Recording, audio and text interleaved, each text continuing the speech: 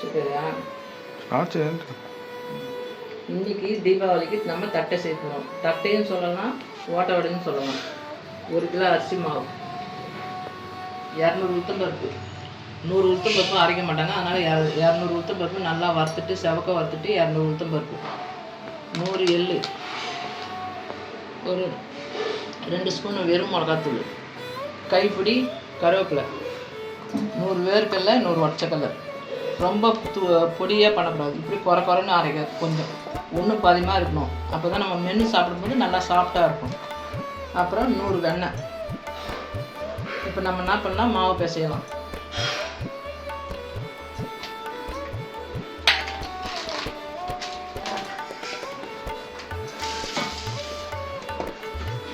ஒரு கிலோ அரிசிக்கு 3 கை மாவு. 1 2 3 கை மாவு.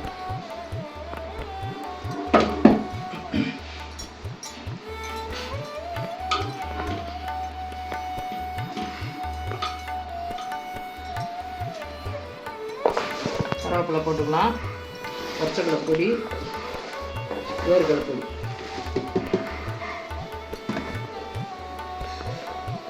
கொஞ்சம் மிளகாத்தூள்.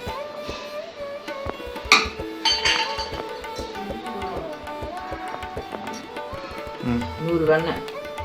வெண்ணெயை வந்து அப்படியே போடணும், மாவில் போட்டு பிசையணும். அது உருக்கலாம் வேணும்.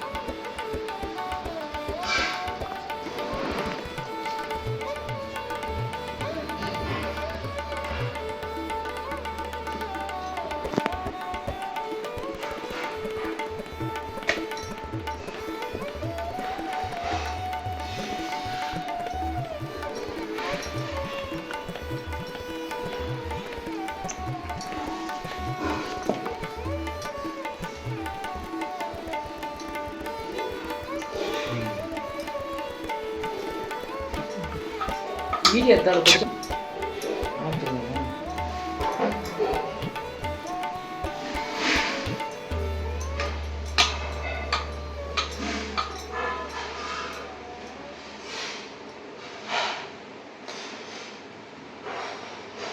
உண்டு.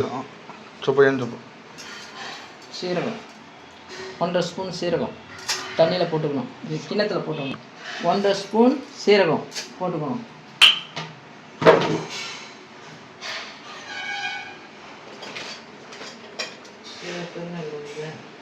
பெருங்காயம் நல்லா 1.5 ஸ்பூன் பெருங்காயம்.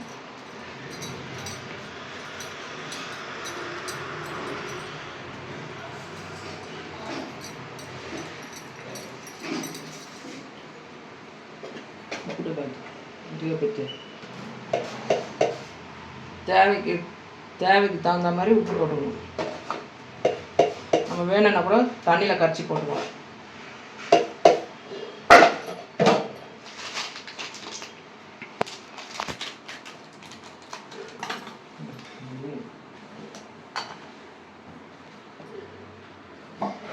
உண்டு. எள்ளு, 100 எள்ளு. இது மாவில் போட்டு பிசைஞ்சிக்கலாம்.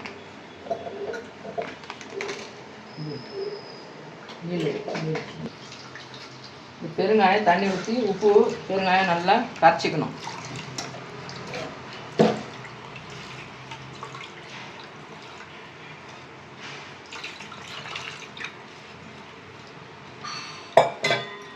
கரைச்சிக்கின்னு மாவில் கொஞ்சம் கொஞ்சமாக மாவு போட்டு சப்பாத்தி மாவு மாதிரி பிசைக்கணும்.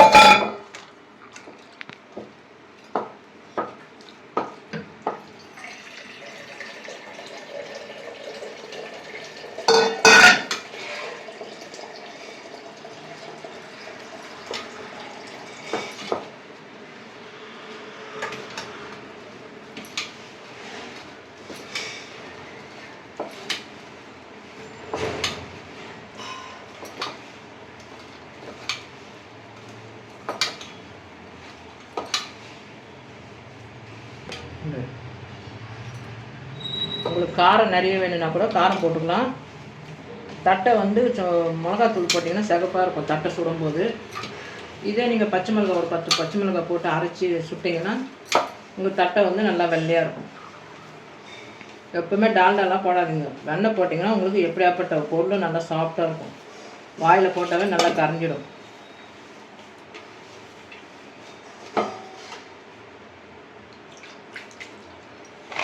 நீங்கள் பார்த்து போட்டுக்கோங்க. உப்பு தண்ணி வந்து சப்பாத்தி மாவு மாதிரி தான் பேசணும். ரொம்ப தண்ணி ஊற்றிட்டீங்கன்னா ஒன்றும் பண்ண முடியாது.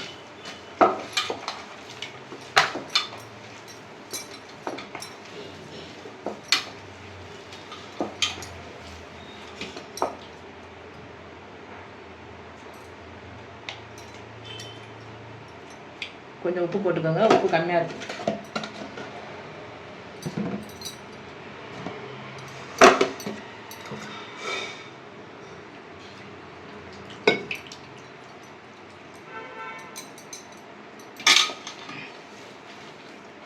வெண்ணெய் போட்டு சுட்டிங்கன்னா உங்களுக்கு நல்லா 10-15 நாளைக்கு நல்லா இருக்கும்.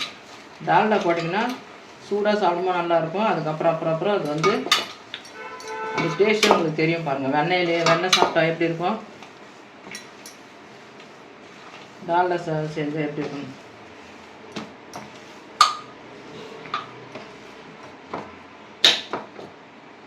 ரேஷன் அரிசி, பச்சரிசி நல்லா இருக்குது அரிசி ரேஷன் கடையில். நீங்கள் அது வாங்கி நல்லா யூஸ் பண்ணலாம். முறுக்கு சுடலாம், தட்டை செய்யலாம், அதிரசம் செய்யலாம். கடையில் தான் வாங்கி அரிசி செய்யணும்னு இல்லை.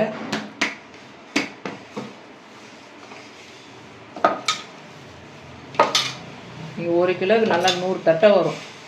சின்னதாக செஞ்சிங்கன்னா கூட 100 தட்டை வரும். கொஞ்சம் பெருசாக செஞ்சிங்கன்னா ஒரு 75-80 வரும். அவ்வளோதான், மாவு ரெடி.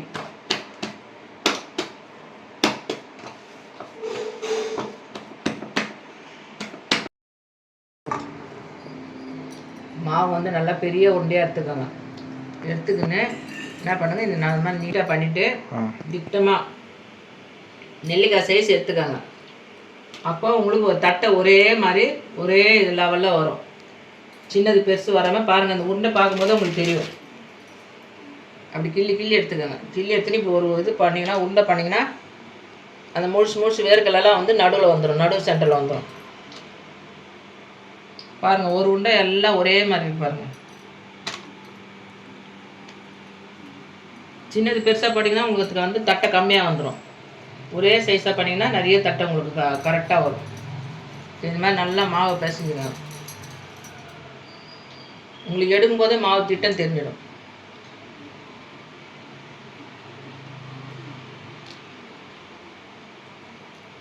நல்லா இந்த கோல்டு வின்னர் எண்ணெய் பேக்கெட் இருந்ததுன்னா கட் பண்ணி வச்சுக்கோங்க. பால் பேக்கெட் இருந்தாலும் கட் பண்ணி வச்சுக்கோங்க. நல்லா ஒரு 10 தட்டை போடலாம். நீங்கள் ஒரு ஈடுக்கு 10 தட்டை போட்டு பாதி ஆவியில் கூட எடுத்துகிட்டு திருப்பி 2வது வாட்டி நீங்கள் போட்டு மொத்தமாக சேர்ந்து போட்டிங்கன்னா உங்களுக்கு சீக்கிரம் அடுப்புலேருந்து வேலை முடிச்சுட்டு நீங்கள் எழுந்துக்கலாம்.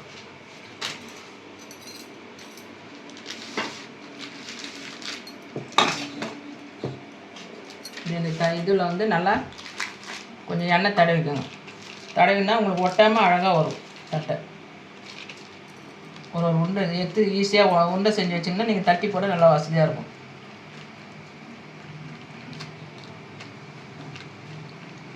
நான் 3 விரல் போட்டு அமுக்குனாவே போதும், ஒரே இது அளவு வரும்.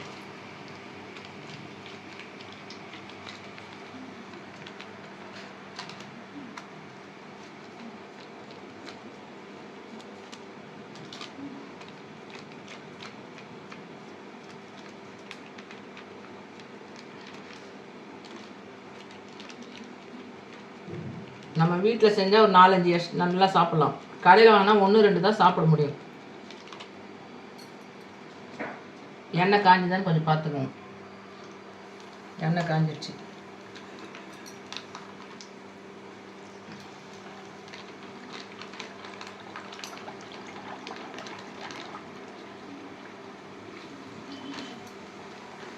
மேலே போடாதீங்க. ஒன்று போட்டு மேலே வந்தோடனே இன்னொன்று போடுங்க.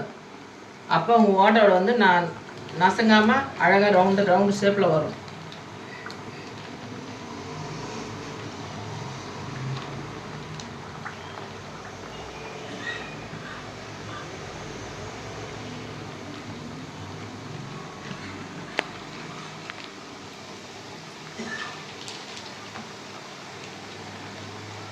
சிம்மில் கட்டு நல்லா கொஞ்சம்.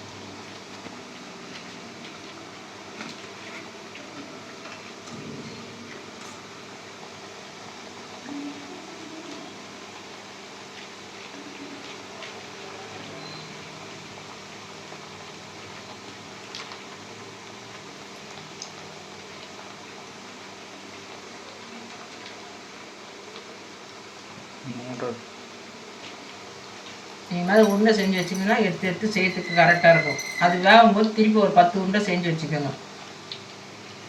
உங்களுக்கு எடுக்கிறதுக்கு நல்லா தட்டி போடுறதுக்கு ஈஸியாக இருக்கும். ஒரே சைஸில் வரும் வாட்டர். காரம் வேணால் காரம் போட்டுக்கோங்க. ஏன்னா பசங்க சாப்பிட்றதுக்கு காரம் கம்மியாக இருந்தால் தான் நல்லாயிருக்கும்.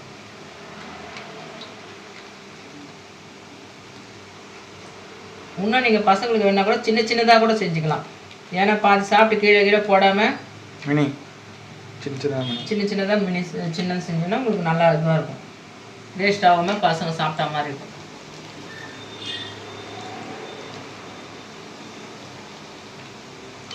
நல்லா இந்த மழைக்கு அதுவும் இந்த தட்டையெல்லாம் செஞ்சு நல்லா கொஞ்சம் 1 மணி நேரம் 1.5 மணி நேரம் ஆறினோடனே ஒரு கவரில் போட்டு எடுத்து வைங்க. உங்களுக்கு நமுத்து போகாமல் இருக்கும். இல்லைன்னா கஷ்டப்பட்டு செஞ்சுட்டு அதுக்கப்புறம் வச்சிட்டோம்னா அது நமுத்து போன மாதிரி ஆகிடும். இது ஒரு 15 நாளைக்கு 20 நாளைக்கு கூட வரும். வேலைக்கு போகிறவங்க நல்லா அழகாக ஒரு சாம்பார் சாதம் செஞ்சு ஒரு 4 எடுத்துன்னு கூட போகலாம். தயிர் சாதத்துக்கு வச்சுக்கலாம். உடச்சக்கலை வேர்க்கடலை காரம் எல்லாம் நல்லா இருக்கும். நல்லா முறுமுறு சாப்பிடும்போது நல்லாயிருக்கும். இதில் வெண்ணெய் போட்டதுனால எதுவும் இல்லை, உடம்புக்கும் நல்லது.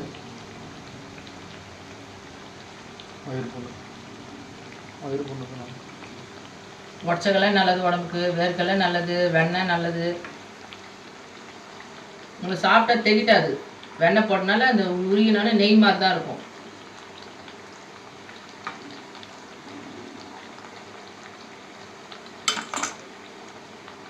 போடும்போது நல்லா ஐயில் வச்சுருங்க. நம்ம தட்டை போட்ட விட கொஞ்சம் சிம்மில் வச்சுருங்க. ஏன்னா இதில் உடச்சக்கலை வேர்க்கடலைலாம் வந்து கொஞ்சம் நேரம் வேகும், டைம் ஆகும். அது வேகத்துக்குள்ளே திருப்பி உருண்டை செஞ்சு வச்சுக்கோங்க.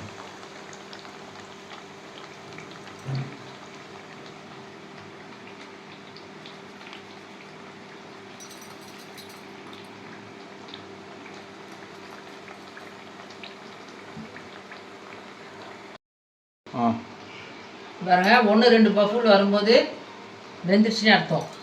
என்ன பண்ணால் நீங்கள் எல்லாம் எடுத்துடலாம்.